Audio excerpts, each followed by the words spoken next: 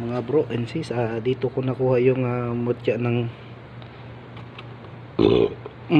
excuse me, mutya ng anay dito. Yung kasi laki siya ng butil ng munggo puti, tas naging bato. Ayan, dito ko nakita kasi nga nalaglag yung, ayan, may nalaglag siyang puti. Akala ko kung ano lang yun, akala ko kung anong kahoy.